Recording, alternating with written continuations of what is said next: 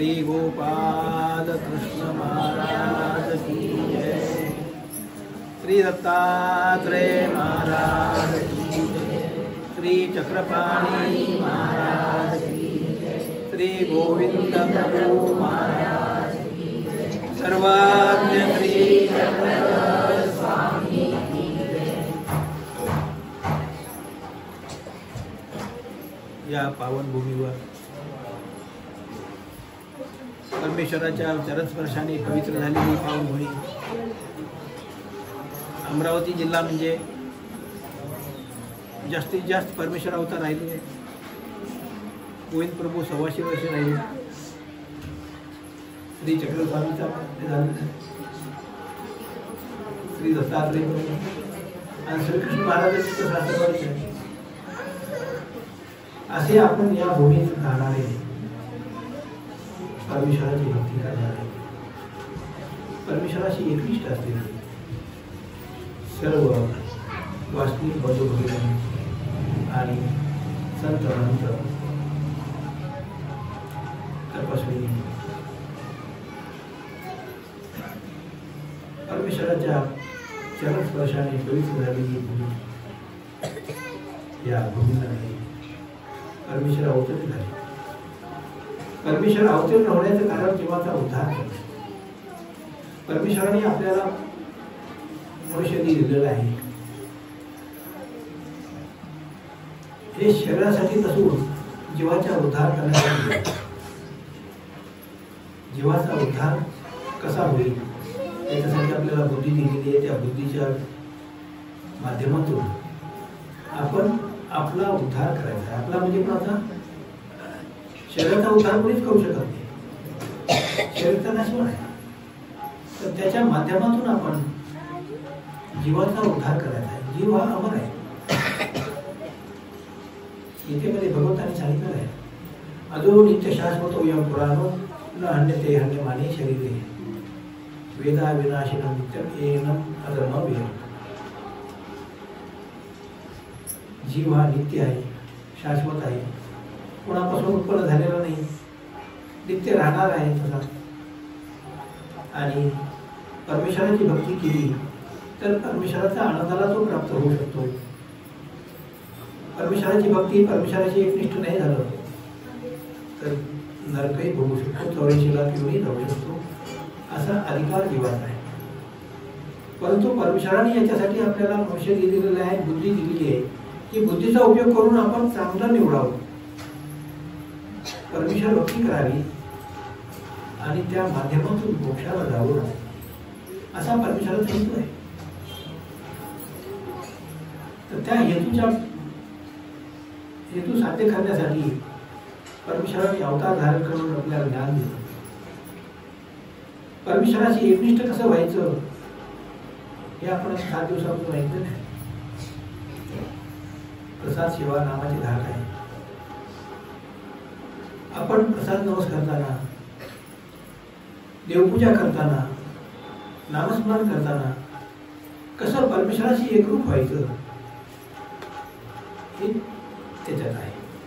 आणि एकरूप झाल्यानंतर परमेश्वर आपल्याच आहे, परमेश्वर आपल्या जवळच आहे. पण परमेश्वराशी एकरूप व्हायला शिकलं पाहिजे, त्याच्यात तल्लीन व्हायला शिकलं पाहिजे. आणि त्याच्यात तल्लीन झालं तर परमेश्वर आपल्या जवळच आहे. आणि तल्लीन होण्यासाठी समर्पण ही आवश्यक आहे. जसं आपण प्रपंचासाठी समर्पण करतो,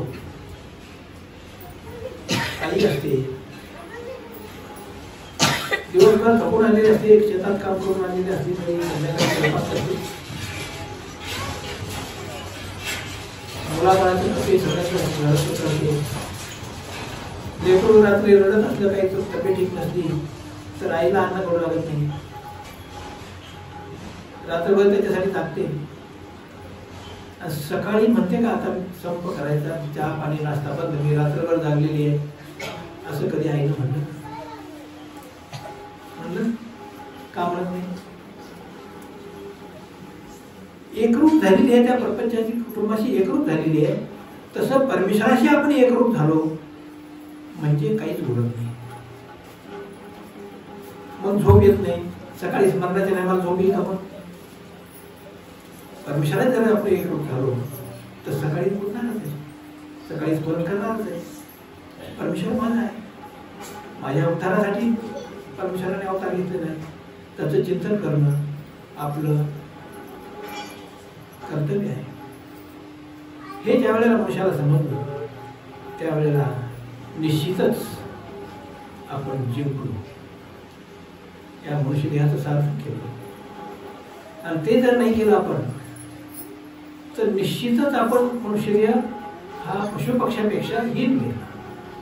पशुपक्षी पोट भरतात, मुलाबाळांना सांभाळतात, सगळं काय करतात, संसार करतात, परंतु त्यांना पाप पुण्य नाही, त्यांना बुद्धी नसल्यामुळे. पण मनुष्याला बुद्धी असल्यामुळे त्याला पाप पुण्य आहे.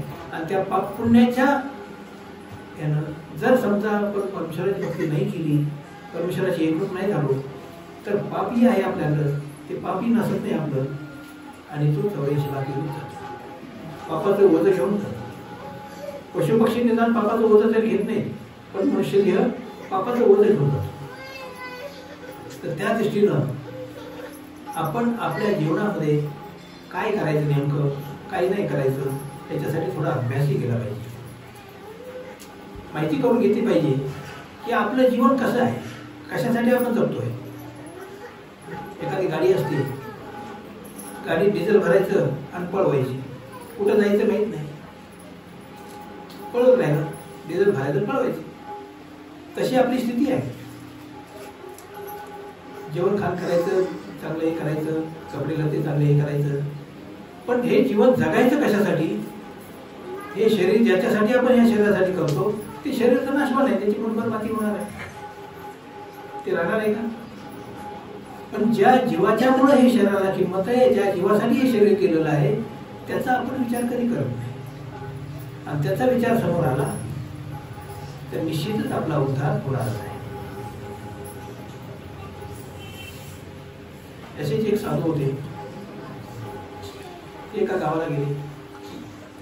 तिथे एक श्रीमंत मनुष्य कोट्याधीश होते. ते भेटीला आले, सगळे गावात लोक भेटीला आले. आल्यानंतर त्यांना माहिती होती कोण काय आहे ते, त्यांना सर्व अतिशय आल्यानंतर त्यांना विचारलं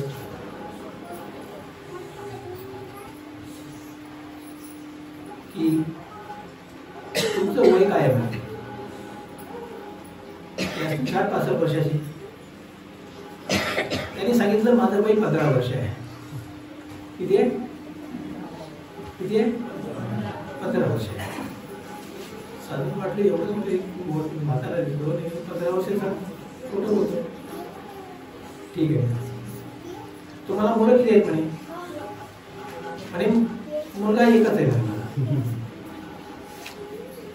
त्याला मुलं किती होते? 4 मुलं होते. तो म्हणे मला मुलं एकच आहे. तुमची संपत्ती किती आहे म्हणे. ते म्हणे 72,000 रुपये. तर कोट्याधीश मनुष्य आणि 72,000 रुपये संपत्ती आहे. किती?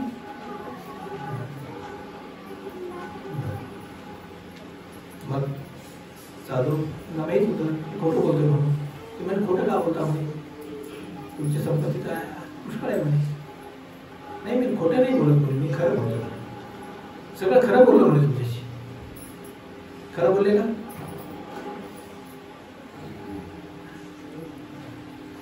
खरं बोलतो म्हणे. कसं काय म्हणे, तुमची संपत्ती एवढी मोठी आहे आणि तुम्ही 72,000 सांगता म्हणे. काम हे पहा म्हणे, मी संसारामध्ये फार गुंतून गेलो होतो, संपत्ती मिळवण्याच्या पाठीमागे लागलो, एवढी मोठी संपत्ती जमा केली. परंतु 10-15 वर्षापूर्वी मला समजलं, एका साधूची भेट झाली म्हणे आणि आपल्या जीवनाचा अर्थ समजला. तेव्हापासून मी जी संपत्ती दान केलेली आहे तीच माझी जमा आहे म्हणे संपत्ती. बाकीची संपत्ती व्यर्थ आहे म्हणे, ते नरकाचं साधन आहे म्हणे. ते संपत्ती कमवून मी दुःखी झालो म्हणे. आणि ही संपत्ती जे दान केलेली आहे ती संपत्ती माझं ठेव आहे. ते माझ्या जीवनात कामी पडणार आहे, पुढे कामी पडणार आहे, इथं कामी पडणार आहे. कोणती कामी पडणार आहे? जे दानधर्म केलेले असतात त्याचं पुण्य त्यांना लागलं. कोणाला? बाकीच्या संपत्तीचं पुण्य लागलं का? ती संपत्ती कुणी नेली, कुणी काय वाईट मार्गाने केली, त्याचे पैसे ते विनियोग, त्याचं पाप कोणाला आहे?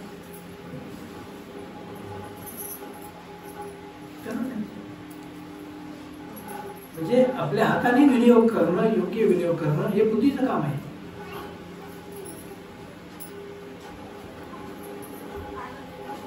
आणि संपत्तीनं अहंकार मुक्त झाला म्हणजे माझा माईपट होते. माईपट कोण होते माहिती आहे? माईपट माहिती आहे?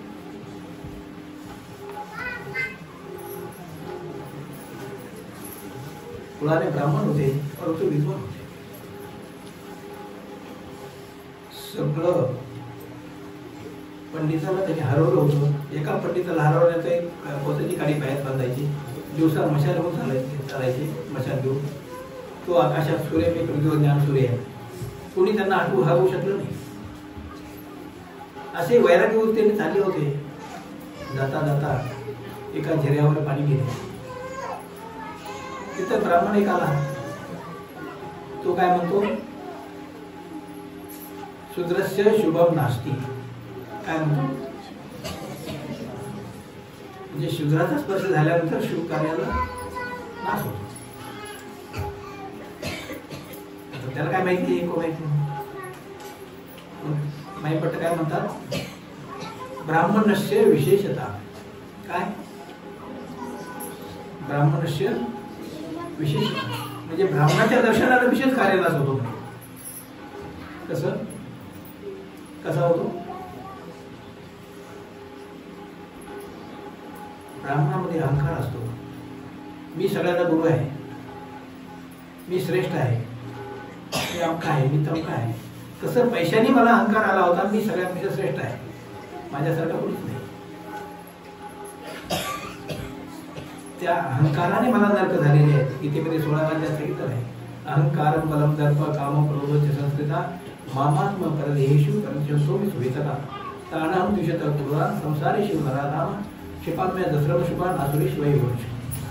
म्हणजे असा अहंकार जरा असतो याचा, संपत्तीचा किंवा शरीराचा किंवा बाकीचा ह्याचा, तो अहंकार सगळ्यात नरकाला नेणार आहे, म्हणजे नरकाला जातो. म्हणून मला आतापर्यंत अहंकार होता, पण ह्या साधूची भेट झाल्या 15 वर्षापूर्वी तेव्हापासून माझा अहंकार गेला आणि तेव्हापासून माझं जीवन सुरू झालं. त्याच्या आधीचं जीवन व्यर्थ गेलं म्हणजे माझं. मग खोटं बोलला का खरं बोलला तू? मग म्हणे तुम्हाला 4 मुलं असताना एकच मुलगा का सांगता? हो, ते खरं बोललो. बाकीचे 3 मुलं आहेत ते देवधर्म करत नाहीत, स्मरण करत नाही, दानधर्म करत नाहीत. हा मुलगा दानधर्म करतो, स्मरण करतो, सगळं करतो म्हणे. म्हणून हा एकच मुलगा आहे. बाकीची मुलं असून नसल्यासारखीच आहेत, म्हणजे परमेश्वराचे कामी नाही, ते असून काय उपयोग आहे? तुमचं आयुष्य 15 वर्ष म्हणता कसं काय? 15 वर्षापासून मला आत्मज्ञान झालं, माझा जीवनाचा अर्थ समजला आणि जीवनाचा अर्थ समजल्यापासून मी सगळं मोह सोडला. घराचा मोह सोडला, मुलाचा मोह सोडला, सगळं मोह सोडला आणि वानप्रस्थ आश्रममध्ये आहे. म्हणजे घरापासून अलिप्त आहे, सगळ्यापासून अलिप्त आहे, कोणाला काही सांगत नाही, काही नाही, अलिप्त झालं.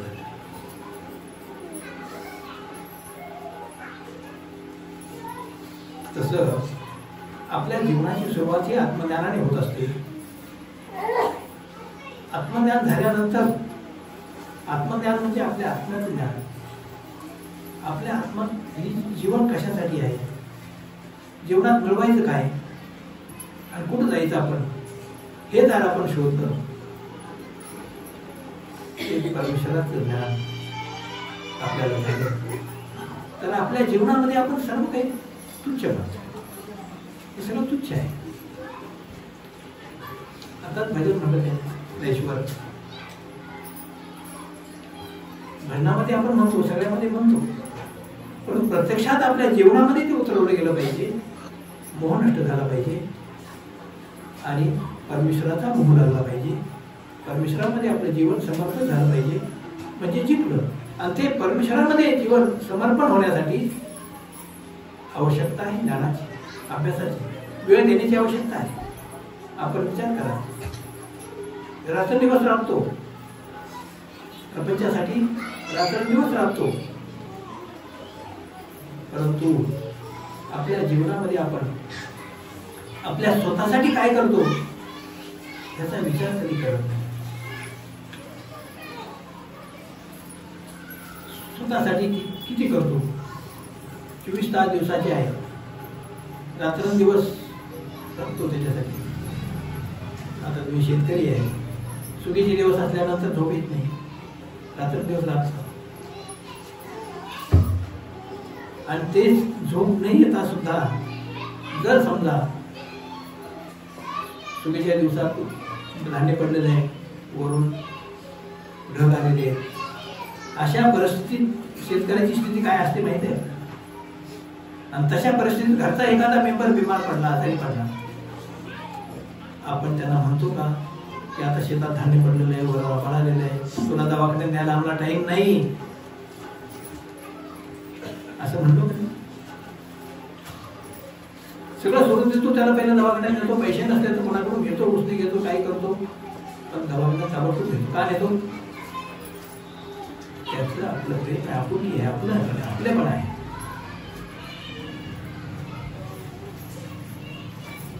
आणि जर परमेश्वराचा आपलेपणा आपल्याला आहे तर सकाळी का झोप येते?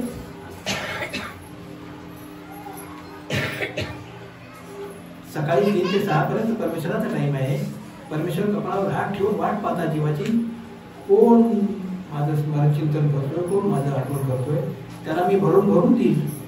सगळे त्याचे पाप नासून टाकतात त्यावेळेला जो स्मरण करतो त्याचे पाप सगळे नासून जातात, संकट दूर होतात, इच्छा पूर्ण होते आणि मोक्षाचा रस्ता त्याला मिळतो. पण त्यावेळेला आपण गाढ निद्रा घेतो आणि साखर झोप आहे. पूजा अवसरामध्ये म्हणतो आपण, झाला प्रातः काळा भरा, 3 प्रहरी रजनीसाठी 4था योगेश्वरा, मग आला कर्माचा फेरा, नाही का? हे सगळं म्हणतो आपण, परंतु तोंडानं म्हणतो, आपल्या जीवनात उतरवत नाही. त्याच्यासाठी सगळं आळस दूर करून सगळं मनाची तयारी करायचंच हे असं ठरवतं, काही अशक्य नाही. का की आपल्या जीवाचा उद्धार त्याच्यामध्ये आहे, आपली ठेव त्याच्यामध्येच आहे, आपलं तेवढंच आहे. जर सकाळी तुम्ही 1 तास किंवा 2 तास स्मरण केलं तर ज्याच्यासाठी परमेश्वराने मनुष्य दिलेलं आहे त्याच्यासाठी आपण किती करतो? विचार केला किती करतो? 24 तासात 2 तास, आणि सोपा हिसाब आहे. 24 वर्षात 2 वर्ष, 48 वर्षात 4 वर्ष,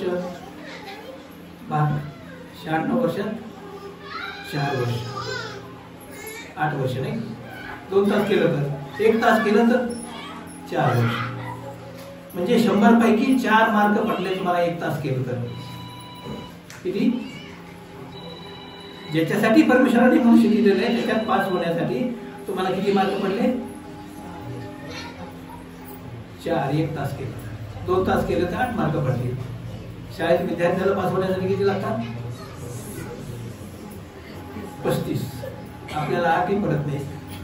मग आपण जीवनामध्ये परमेश्वराच्या परीक्षेत उत्तीर्ण कसं होऊ, मोक्षाला कसं जाऊ, पण तेवढे करायला तयार नाही आपण. म्हणे झोपच येते सकाळी, थकलो म्हणे. अरे प्रपंचाला आम्हाला थकत नाही, सकाळी ड्युटी असली तर रात्रभर ड्युटी करतो आणि स्मरणाच्या टायमाला थकतो तू. म्हणजे आपलं आत्मज्ञान नाही त्याला, की स्वतःचं कर्तव्य काय आहे हे समजलं नाही. त्याला वाटतं पशुपक्ष्याप्रमाणे पोट भरलं, मजा केली म्हणजे झालं आपलं कर्तव्य. असंच प्रत्येकाची भावना झालेली आहे. या शहरात सुख दुःख राहिलं, सगळं आबादी असली म्हणजे झालं आपलं कर्तव्य, हे आपण समजतो. आणि तोच गैरसमज आहे, तो नरकाला नेणार आहे. त्याच्यासाठी 1 तास 2 तास का होईना, पण न चुकता जर नामस्मरण तुम्ही केलं, मनाने ठरवलं, तर काहीच अशक्य नाही. तुम्हाला जर स्वतःची काळजी असली, स्वतःचा उद्धार व्हावा असं वाटत असलं, उद्या जर कुत्र्या मंत्राच्या चरणात जावं वाटत असलं तर नका करू. परंतु जर परमेश्वराचा मोक्ष मिळवायचा आहे असं जर तुम्हाला वाटत असलं तर निश्चितच तुम्ही सकाळी उठणार आहे आणि नामस्मरण करणार आहे. स्वतःची काळजी करा. निश्चितच तुमच्या जवळच परमेश्वर आहे. परमेश्वर काम नाही, परमेश्वर दूर नाही. तर त्याच्यासाठी 8 दिवस तुम्ही ऐकलं, स्मरण करताना जरा आठवलं पाहिजे, परमेश्वराची एकरूप झालं पाहिजे त्या वेळेशी. आणि जर तुम्ही असं कीर्तन राहिले, संध्याकाळी तुम्ही दंडोत घाला, देवाला विडा ठेवा, 5 दंडोत घाला की मला सकाळी 3 वाजता किंवा 4 वाजता जाग आली पाहिजे. त्याच्या पुढे तुम्हाला झोपच येणार नाही, आळस सगळं पळून जाईल. परमेश्वराची इतकी सुद्धा कृपा आहे, तुम्हाला करून घेतात तुमच्याकडून. पण तुम्ही इच्छा दाखवा ना, करायची इच्छा दाखवा, मी करेन असं म्हणा. परमेश्वराला म्हणा माझ्याकडून करून घे, त्याचा विडा ठेवा, 5 दंडोत घाला, सकाळी निश्चितच तुमचा आळस पळून जाईल. अशीच एक बाई होती, ती म्हणे मला इच्छा पुष्कळ आहे पण करायची, पण सकाळी जागच येत नाही, हात पाय दुखतात, असं होतं, आळस येतो. तिला सांगितलं विडा ठेव आणि 5 दंडोत घालून तू स्मरण करू. ती झोपली.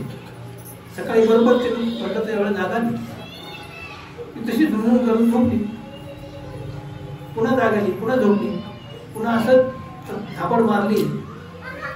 ते बोट दाखवत होती मला, ती बोट उठली. तेव्हापासून मी झोपतच नाही. म्हणजे देवाला तुमच्याकडून करून घ्यायचंय, तुम्हाला मोक्षात न्यायचं आहे. देवाची इच्छा आहे, पण देवाची इच्छेला आपण पात्र होत नाही. आणि वरून आपण म्हणतो मी एवढं देवाचं करतो, पण देव नाही मला सहाय्य करत नाही, एवढं दुःख आहे. अरे तुम्ही किती करतो आपण, प्रपंचासाठी किती करतो, देवासाठी किती करतो, याचा विचार केला. देवासाठी किती एकरूप झालेलो आहे आपण, हे विचार केला पाहिजे. आणि एकरूप जर झालं परमेश्वराशी तर निश्चितच परमेश्वर आपल्या जवळ आहे. हे जग सगळं तुच्छ वाटणार आहे त्याला. तसं एकरूप व्हा. त्या 8 दिवस ऐकलेलं त्याचा फायदा करून घ्या. निश्चितच परमेश्वर तुमच्या जीवनामध्ये द्रौपदीसारखं येणार आहे, पांडवासारखं येणार आहे. परंतु त्याच्यासाठी न चुकता ही तपस्या आहे सकाळी 2 तासाची. तुम्हाला सुरुवातीला वाटेल, पण पुन्हा ज्या आनंदात तुम्ही जाल, जो आनंद तुम्हाला मिळेल तो आनंद वर्णनातीत राहील. त्या आनंदाचा अनुभव घ्या आणि त्या दृष्टीने आपण सर्व करा. निश्चित करा. हात वर करा बरं, गोल गोल करणार आहे. चिंता नाही आपली, स्वतःचा उद्धार नाही करायचा. 1 तास करा, काय हरकत नाही. करणार.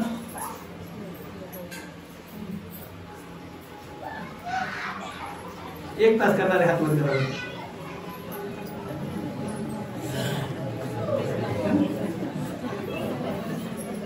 मोठं वजन आलं नाही. 1 तास करत होते ना रोज, ते जण हात वर सांगा, तिथे रोज स्मरण 1 तास होत होते.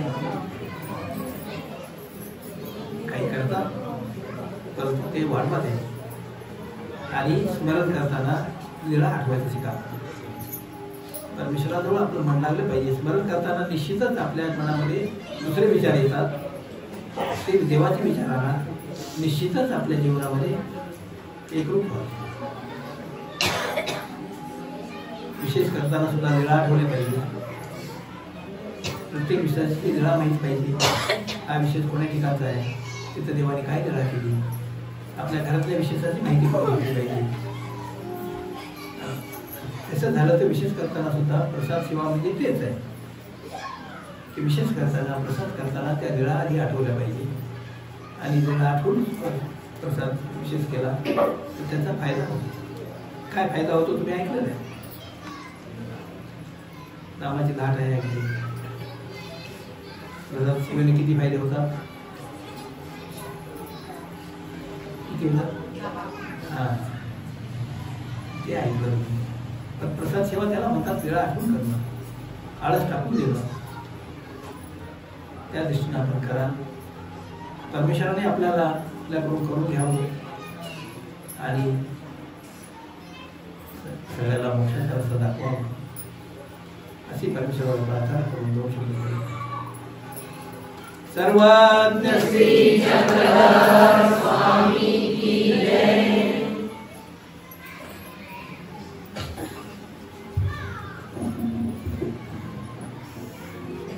सर्वांनी हात जोडून बाबांना पुनश्च एकदा दंडवताद्वारे धन्यवाद द्यायचा आहे. दंडवत बाबा. बाबांची थोडीशी तब्येत ठीक नव्हती तरीही बाबा आले. आपल्या सर्वांच्या प्रेमामुळे परमेश्वराच्या कृपेने आपल्याला हा योग लाभ मिळालेला आहे. हा एका शब्दात सांगता येणार नाही. जसं मग मी म्हटलं की पंचपर्व झालंय आज आपल्यासाठी. हा परमेश्वराची कृपा आहे. तुम्ही सर्वांनी खूप चांगला रिस्पॉन्स दिला. 30-35 लोक. मला सुरुवातीला जेव्हा बंधू भाऊ आणि हे सगळे म्हटले की पहाटे 5 वाजता घेऊ, म्हटलं 5 वाजता 5 जण येतील का? पण खरोखर 30-35 लोक रोज राहत होते. तो उत्साह होता. म्हणून पुन्हा एकदा बाबांना दंडवत करतो आणि बाबा आले या ठिकाणी तुमच्या सर्वांच्या द्वारे जयकाराच्या द्वारे बाबांना धन्यवाद देतो. सर्वांनी माझ्यासोबत जयकार करायचा आहे. हात जोडून डोक्यावरती पदर घेऊन कामालाच लावायचे तुम्हाला. सर्वज्ञ श्री सर्वज्ञ श्री आचार्य श्री मोठे दंडवत. सगळ्यांना प्रेमाचा भोजनाचा दंडवत आहे. ज्यांच्यापर्यंत पोहोचला नसेल त्यांच्यापर्यंत हा दंडवत समजा आणि प्रसाद घेतल्याशिवाय भोजन केल्याशिवाय कोणीही जाऊ नका.